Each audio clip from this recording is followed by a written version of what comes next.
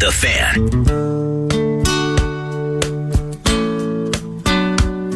Treasure Island is hosting the ultimate throwdown of beer, food, and entertainment as KFAN has your shot at a pair of tickets to this event. Experience the best of summer with a variety of beer samples, wings from the top local food trucks, and a performance from Hairball when Island Wings and Brew packs the lot on Saturday, July 15th. Head to KFAN.com, keyword contest to enter for a pair of tickets to Wings and Brew. Listen to what I'm putting down. Hey, baby, I'm your hand. A couple of 13-14 past Common Man program tend to be bumped out of the last break with Elton John's Tiny Dancer. Did you know that song was originally written by the lyrics? You know, I think most people know that Elton John and Bernie Taupin were a songwriting team. Bernie Taupin wrote the lyrics, and Elton John composed the music. Originally, that song, Tiny Dancer, was written by Bernie Taupin as Tony Danza. Okay. That went from being a potential junior staff writer to a contributor, and that would be basically it. This one says, criticizing fans, Gobert wasn't on the team last season. No, he was on the team last season. That season's over. That's what I meant was last season. Obviously, I didn't mean 2 seasons ago. Past season, yes. And someone did say, here's another text message, courtesy of the Bradshaw and Brian KFAN text line 64686. My memory was better than I thought. He said, Gobert said fans should never boo their own team.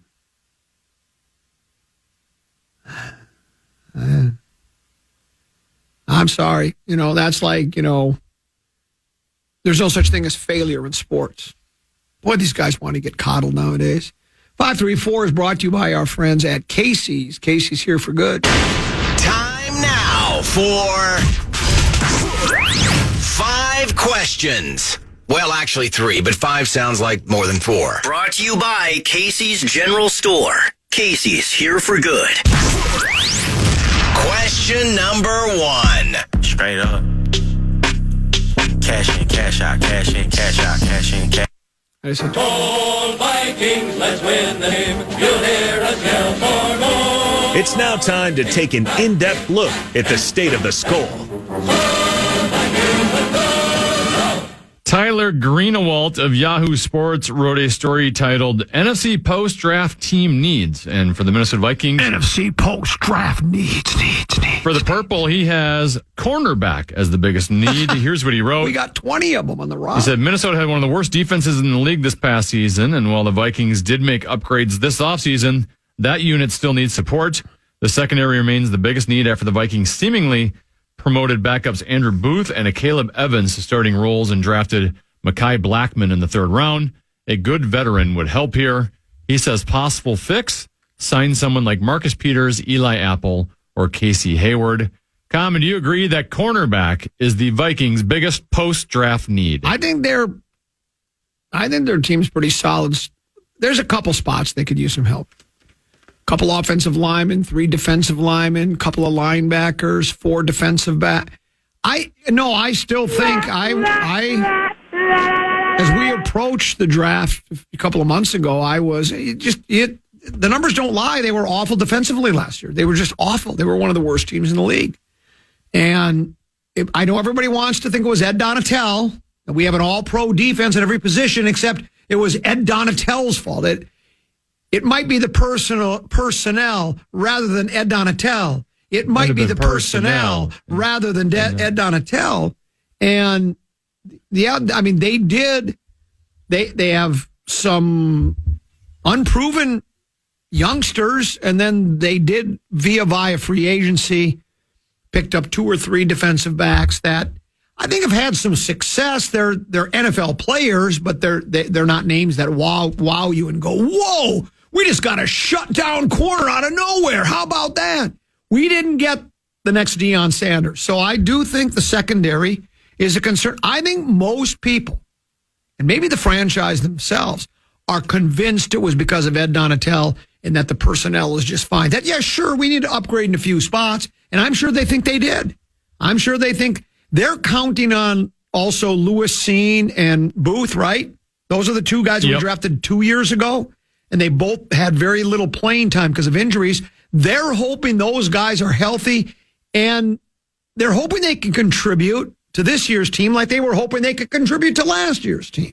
But I would say that is an area of concern. The wide receiver position does look like, if Addison is as good as advertised, if he is truly has the talent of a former Biletnikoff winner and can translate, if that translates to the NFL, they're fine with JJ, him and KJ, and then you've got TJ too. The passing game should be good. Defense is still the problem, and I think secondary is an issue. Yes. You? I mean, offensively, I don't know if they have any positions of need. Now, there could still be moves made that create positions of need, like if Dalvin is cut or traded, or Zadarius Smith is cut or traded. So there's still some moving pieces there. But offensively, I don't really look at it and go, man, do they have any needs there? But defensively, I still think, I'm still not as convinced your edge rushers are as good as Mike Clay of ESPN thinks. That thinks there's the best unit in all of football. Right. The interior of the defensive line, I think, is mediocre at best. I have no idea, even though the coaches seem to love Brian Asamoah, I still don't know what you have at the middle linebacker positions. And I would say, at least in the secondary, there's questions. I don't know if there's needs, because I don't know how you can evaluate Andrew Booth and Lewis Seen at this stage. So definitely question marks. I don't know if there needs. But they put draft capital into that position, that area of the defense. You've got me convinced that I'm going to have trouble finding 3 or 4 losses on the schedule the way you described that offense. Offense without a weakness. Oh, you know what I just thought of? How about we call the Vikings offensive line the Minnesota Moving Company? Brilliant! I like it.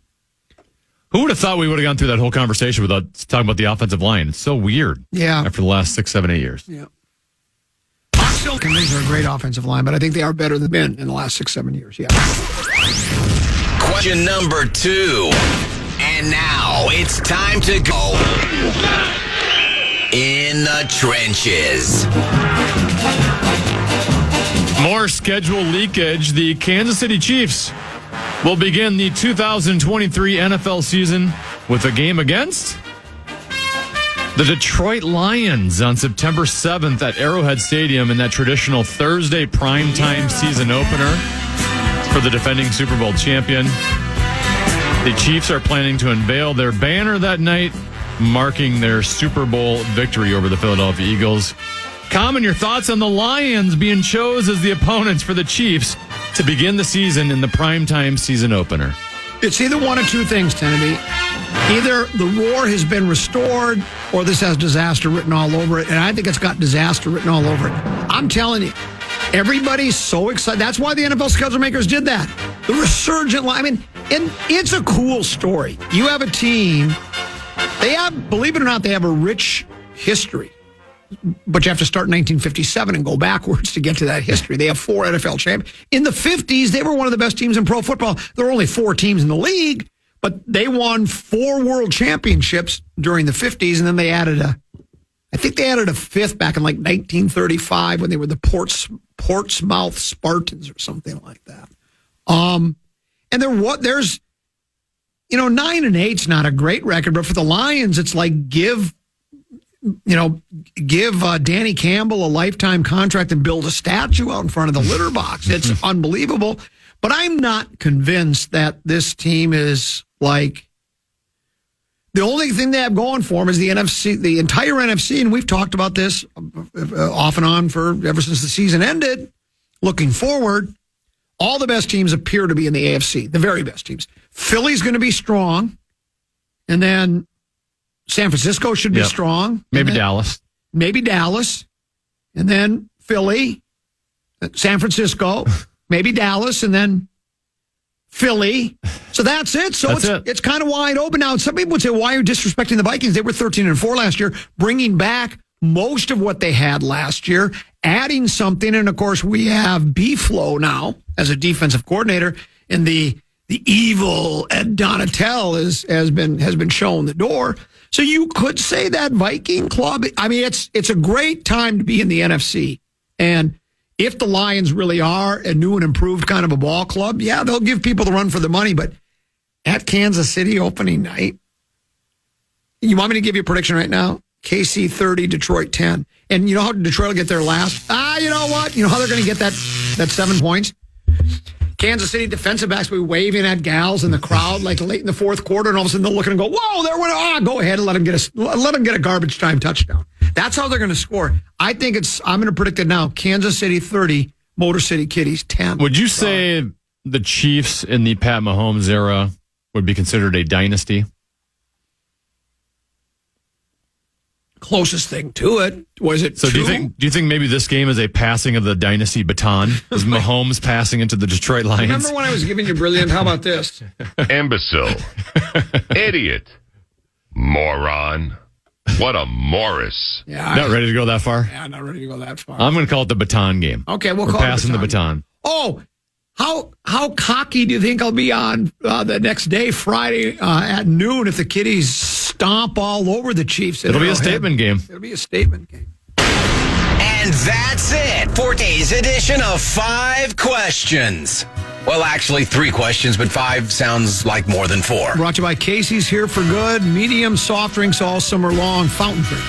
Medium fountain drinks at Casey's. 89 cents all summer long. Same with frozen drinks, too. Mediums for 89 cents. Casey's Here for Good. A break. More to come. Common program here on The Fan. Watch The Fan.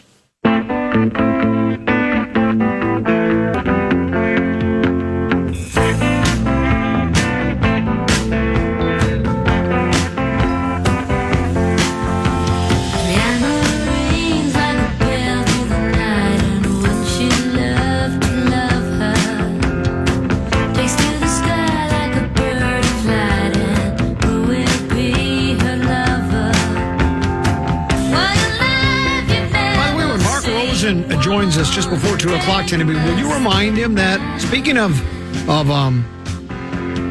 being guffawed, he also guffawed when I said he had mentioned that someone somewhere he saw or heard said, well, you're going to lose game 5 to Golden State. You know that. So why don't you just load manage LeBron in street clothes so they're ready and refreshed? Yeah. For game 6, and I said, I don't think that's a half bad idea at all, particularly when you got one guy who's a basketball dinosaur. At 38 years old in basketball, that's like being 64 in the radio. Time to be put out to pat. No! Tammy, age is just a number. It's just a number. So, and I said, you know, you risk injury as well, and Rosen guffawed, and now look. Street clothes taken out on a gurney yesterday. IV drip, whole thing. You lost the game. You knew you were going to lose the game. Rosen was so convinced of it, he bet $4 with me. So now you're down 3 games to 2. Now you're going back to the Salt Palace, which is great. You got a home game. But you'd probably be without street clothes. Now, I've had several people text me and say, oh, no, street clothes says he's playing. Well, of course he's going to say that. But what if the doctor starts... You are very sleepy, and does that hypnotic thing where they put a watch in front of you and they take the little rubber hammer and hit your knee and you see what your reflexes are and they say he's got a concussion, he can't play. That would not have happened if they just sent him home early. You'd have been ready, refreshed for game 6. But again, I think we all knew that probably wasn't going to happen because then you're basically conceding the game. But has it ever been done in sports? Where teams will basically, in a playoff series, kind of just surrender a game and just say, yeah, it's probably never happened because you can't do that because obviously anything, they could have won that game last night. It was close for most of it, but maybe it would have been better for them. This one says, comment if the Lakers win the title, I really hope you become the most insufferable and cocky personality on the Oh, wait. Well, yeah, I guess I do have a little bit of that in me. It's because I have an inferiority complex, and nobody else notices it, so that's why I had Sir Leonard.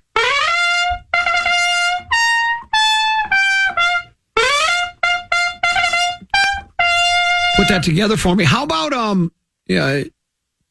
Padres lead the Twins 3-2, 5th inning, getaway day. Both Buxton and Correa have struggled again today. I think Buxton struck out with the bases loaded, right? And I think Correa also was in a situation, maybe driving a run, and was unable to do so. And again, this is not to say that they shouldn't. They're not going to have those struggles, as you'd mentioned earlier when talking about Correa. He's been struggling. That's an understatement. But these games count as much now as they will in September, and it is frustrating to see your two alleged best players not coming through when they need to come through. Buxton's 0 for his last 22. Yeah. Now, the last Correa bat, he hit the ball pretty well. It just happened to go right at the shortstop. But. Rosen likes to call them loud outs. Yeah, it's a loud out. Yeah. Did he get that from Lieber, do you think? Because that's something Lieber said. There was a Lieber complaint here, too, earlier today. Really? Yeah. Let me find it, because I don't want to... I don't know, and you tell me if there's something to it, Tenneby. It was, where'd she go? It was much earlier in the show. We're getting plenty of these. It was something to the effect of that he's become very Ducky and Bunny. Here's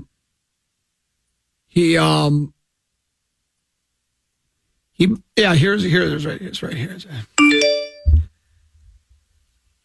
I used to like Ben Lieber over the past few years. He's turned into a purple Kool-Aid guy.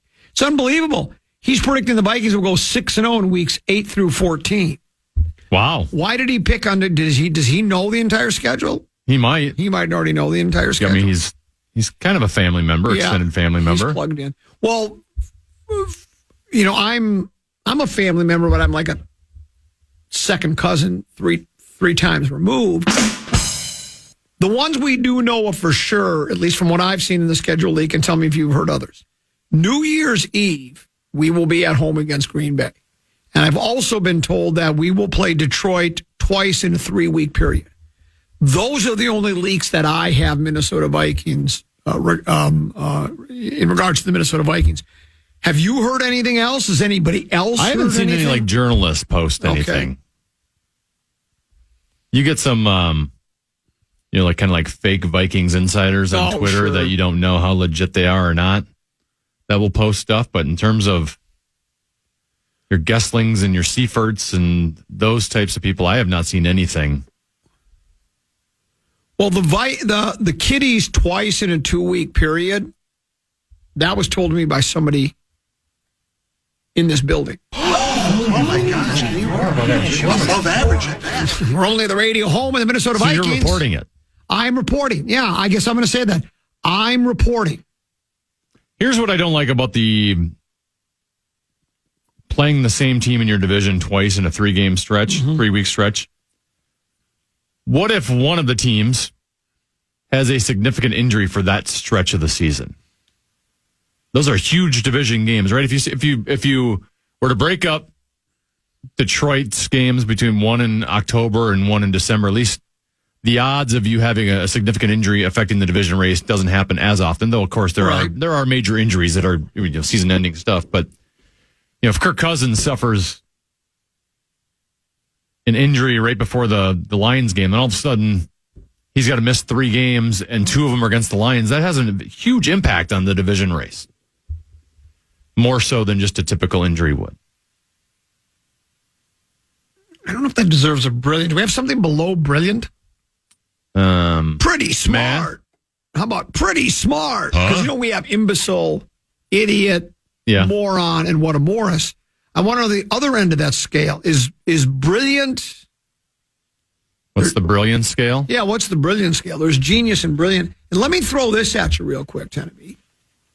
I suggested that the Lakers, knowing that last night's game at Golden State, with Golden State's back against the backboard, we're probably going to win that game. They were going to get the best Golden State had to offer, right? So you rest street clothes in LeBron. Now tell me what you think of this, Tenneby. Listen to this. By the way, I was going to say, if you have an IQ score of 130 to 144, that covers brilliant. Okay. While a genius is in the range of 145 to 159. Okay. And then there's extraordinary genius. That's an IQ of 160 to 175. Is there a picture of more of meat sauce there? So, not as good as moron, imbecile, and idiot. Because what are the three? The top one is extraordinarily smart. No, what did it say? Extraordinary genius is the highest. No. And then genius. Then genius, then brilliant. And then brilliant. What's right below brilliant? Or yeah, maybe just smart, maybe. Okay. So tend to be I have this theory, right? As we go to break. Oh, here. Now I have Albert Einstein's 5 ascending level of intellect. Will you print it for me? Is there a way to print it and send it to me so I can keep that tucked away? Do that. We'll look at that on the other side of the break. That's fascinating radio.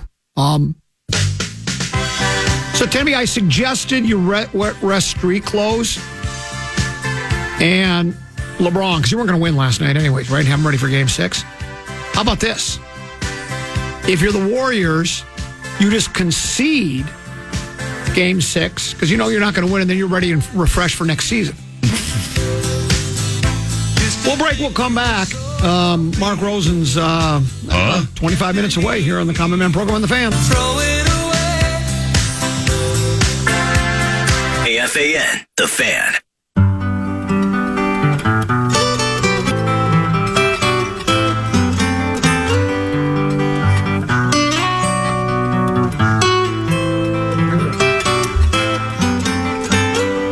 Operator, would you help me place this call? You see the number on the matchbook is old and faded. Greatest line ever. Living in L.A. with my best old ex-friend Ray. Gosh, you said you knew well and sometimes hated. That's enough.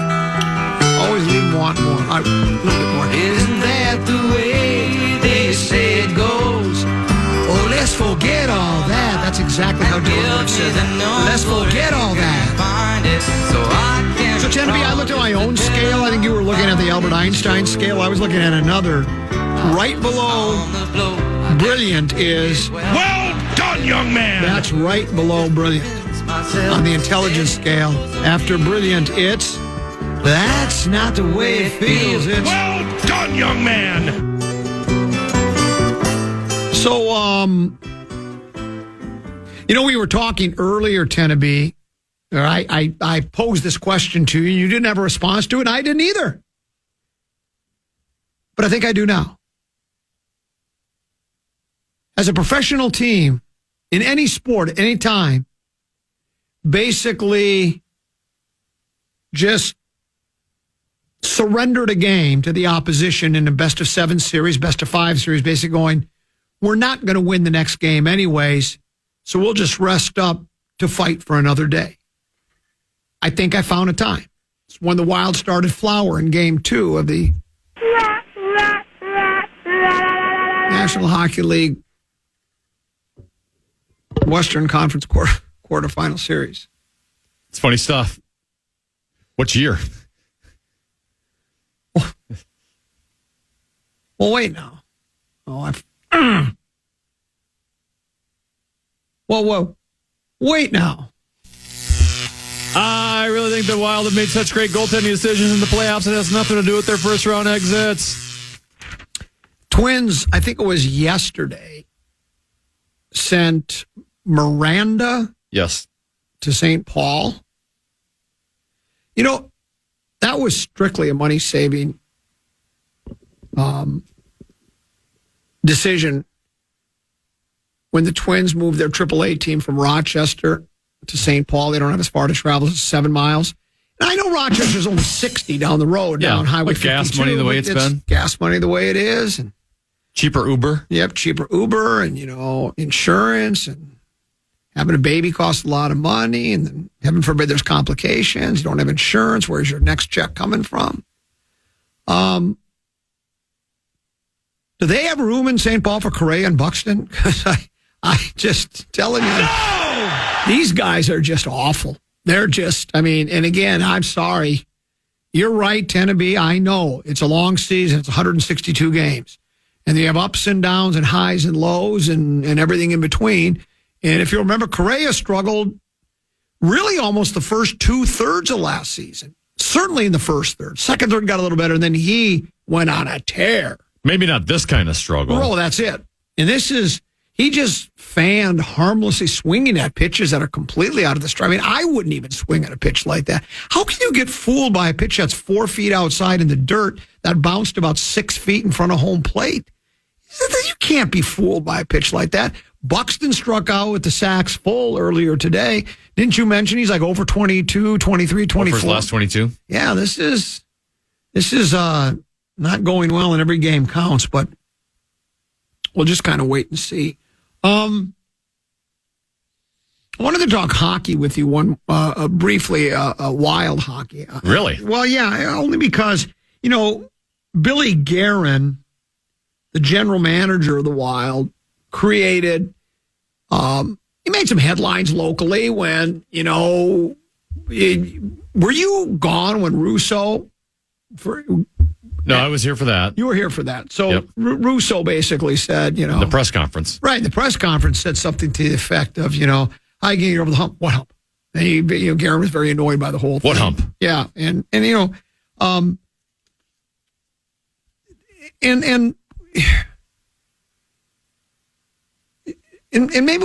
maybe we have already discussed this, and I wasn't listening, just waiting for my turn to talk. But if this salary cap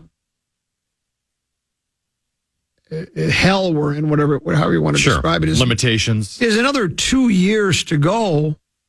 I know your marketing slogan is going to be stay away for 2 years, save up your money for season tickets for 2026, 2027. I know you're not going to say that, but, and look, even under salary cap, they had the salary cap problems this year, and they still made there was a stretch when this team was playing as good a hockey as there was a 1-month stretch where they're best team in the league. They were like 16-0-1 or 16-1-2, some incredible record like that. But how do you, as ownership, general manager, the team, marketing, how do you convince anybody that it's going to get a whole heck of a lot better or even stay the same over the next 2 years? I don't think you can convince anybody of that. That's not a good, I wish I had the no, but I don't. Yeah, that's not. Now, that doesn't mean you'll be bad. Right, doesn't mean you'll be awful. And, they're still a playoff team. You still have Kirill Kaprizov. I still think the reason Bill Guerin snapped in the press conference is it's hard not to put the label on these players as not being able to handle the pressure of the playoffs, or I don't know if there's a psychology there, fragility there. I don't know if those are the right words to use, but I almost feel like he knows the narrative is these guys can't perform come playoff time. And your Jared Spurgeons and your Jonas Brodins, who have been great defensemen, as very good regular season defensemen, don't quite perform once you get to the playoffs. You got some other guys, Matt Boldy, who's young in his career, not performing when he gets into the playoffs. And I think he came out and said that because he's afraid of that getting in these players' heads, because he probably already knows it's in their heads a little bit. Sure. And to Russo's first question, well, how do you get over the hump? I don't know how you get over that other than just somehow have some sort of mentally psychological change in your brain. Or trade for Connor McDavid and convince somebody with the National Hockey League that, the salary cap, don't worry about that. Let's abandon that. There isn't much hope, is there? There's not a lot of hope for the next 2 years in terms of a long, extended playoff run and winning the cup. I still think long term, it's hard not to look 2 years from now and go, man, this team should be pretty set up, where all of your prospects that you've been building in your system to have one of the best group of prospects in the entire National Hockey League, at least according to rankings, will all be heading towards the point where they can play at that stage. And then you combine that, and that's important because they play on very small amount of money. And then you combine that with $14 million coming off the books 2 years from now, where you can be able to do some stuff in free agency and have some flexibility. It's hard not to be optimistic 3 years from now. The problem is you got to probably do another 2 years like we've been seeing in the past, where there'll be a, slightly above average team that can make the playoffs. And I guess if things go right, you can win a series, maybe two. Yeah. But everything needs to go right. You can't have Joel Eriksson neck injuries You got to have just a goaltender who's on fire all of a sudden. What happened to the Kraken last night? Did they play? I don't think they played last night, did they? I don't know. I don't remember. I just know I'm a big Kraken guy, though I don't know when they play again. But I think they play tonight. Okay, and that's 2-2. Is that correct? That one's tied at 2-2. Yeah, the games last night, Toronto was down 3-0 in their series versus Florida, and they staved off elimination. Yeah, I should have made that bet with Rosen. He was willing to make that bet. He said it was a sweep, and I decided not to take Toronto. I should have made that bet. And then the other one is Connor McDavid was not overrated last night. They beat Vegas 4-1. So that series tied at 2, and that game was filled with a lot of chippiness, violence, chippiness, physicality. Guys potentially getting suspended today. No. In other words, it got a bit on the ugly side, but you know, tend to be boys will be boys. You know, I have a question for you. Let's see if you can. Why would it get that way? Because it's the Cup. Well, last night, and I didn't watch the game because, as I mentioned, I was playing old men's hockey, but I saw some highlights of Pietrangelo, the defenseman for Vegas, Draisaitl, who's the second best player after Connor McDavid for Edmonton, one of the better players in the league, shoots after an empty net, and then well after he shoots the puck, Pietrangelo comes over and just two-hand slashes him across the wrist. And I don't know how as a league you don't heavily suspend a guy like that. It's clear there's intent to injure. It was well after he went out of his way to slash him there. He's slashing a star player. There is no hockey play whatsoever in the play he made. And I'm sure he'll get a 1-game suspension max, and maybe he'll get scot-free and just a fine, because that's just the way the NHL works. But at some point, you got to crack down on stuff like that. That's not good for the game. I agree. That's not good to have your star. What if he breaks his wrist last night? It's just dumb. Eat some dirt, rub a little Robitussin on it, I guess. But your only option at that point. Either that or ask street clothes if he can borrow his wheelchair.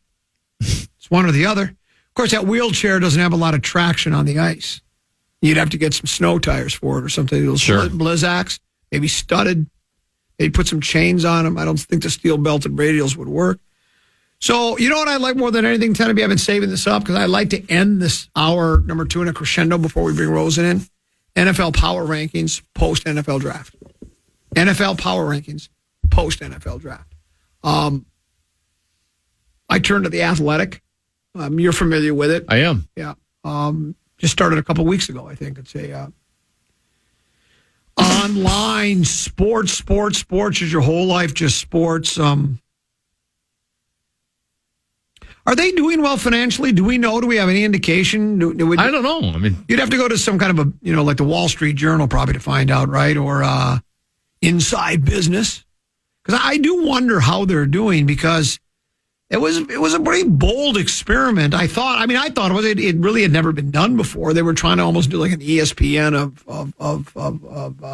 not necessarily print, because it's not. You are reading the printed word, though it's not printed. It comes over on a website, and they went and they kind of rated. They went to almost every major market and found a handful of the better writers, if not best writers, in each town, and plucked them away from.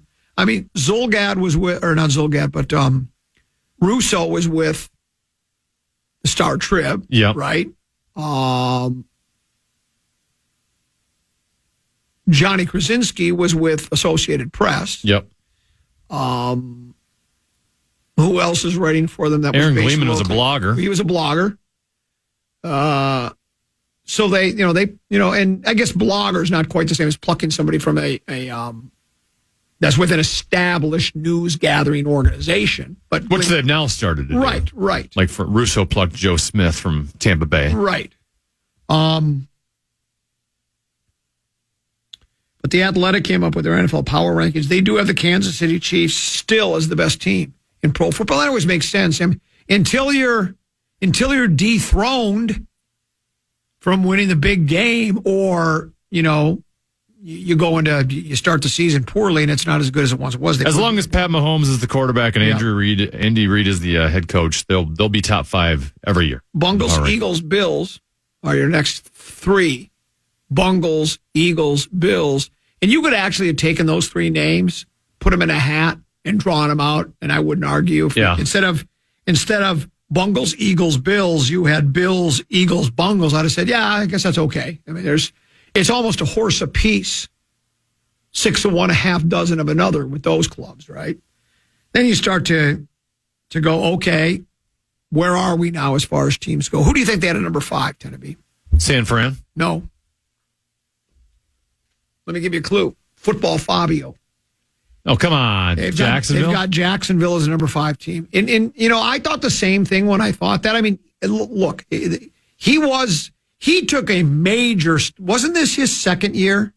And wasn't he awful in his first season, the Football Fabio? But they had some coaching issues. Right. They got a brand new coach, Jeff Peterson. Right, my point is I think that's why people are jumping to the conclusion that this team is really good because he was awful his first season, and he was pretty good last year. So people are going, whoa, already he's taking that step now, and he's going to lead the Jacksonville Jaguars to the promised land. I'm not convinced of that, but they have them as the 5th best team. Then your 49ers at 6. Who do you think they put at number 7? It had to do with a signing that happened in the offseason. Well, it's going to be the Jets. No. Oh. Different signing. Is it Baltimore now? Yes, Baltimore Ravens. Lamar? After they signed Lamar, they jumped up to number 7 in that spot. Who do you think they have at number 8? Let me give you a clue. It had to do with a signing. The New York Jets. The New York Football Jets are number 8. Do you think that's... And now, it has to be mostly due to number 8, right? Because I know their defense is considered exemplary, and they have some good weapons, but they were a losing record last year. They were a 7-10 football team. Did they end up 7-10? I thought they ended up 7-10. I know they had a really good start to the season, and then I thought they ended up 7-10. Can you look it up? Maybe I'm I think fake news actually probably started here, but not even intentional. They were 7-10. Yeah. They lost their last 6, so they were 7-4 at one point. So a 7-10 team that lost their last 6 has got an old 39-year-old washed-up quarterback who's been, to me, more responsible for their failures in the last 4 NFC Championship games than any other player or coach on that team. And you're going to tell me they're not. He's still been a pretty good regular season quarterback. All right, he has been. Their quarterback play literally was the worst in the league last year. So I think if you see how big of a difference, and a lot of the talent you're talking about on the defensive side of the ball, offensive line, wide receiver position, even running back position, they've got some good young talent that were elite players as rookies. Do you think I'm going over the top in my evaluation of Aaron Rodgers as being not only not the best quarterback in the league, not the best quarterback on his roster, that I just don't think a lot of Aaron Rodgers. I think you're overcorrecting because most people go over the top the wrong way, the other way. Yeah, maybe I'm influenced by that. Too many people act like he's better than what he is. Yeah, maybe I'm influenced by that stuff. I think it's probably somewhere in the middle. All right. Number nine. We have to have an NFC team at some point here. I'm going to go Dallas. Yeah, it is the Dallas Cowboys at the 9 spot. Then I'll give you a hint for number 10. They'll be playing on Black Friday. The Dolphins. Dolphins at number 10. That's all going to be dependent on the health of Tua this season, I think.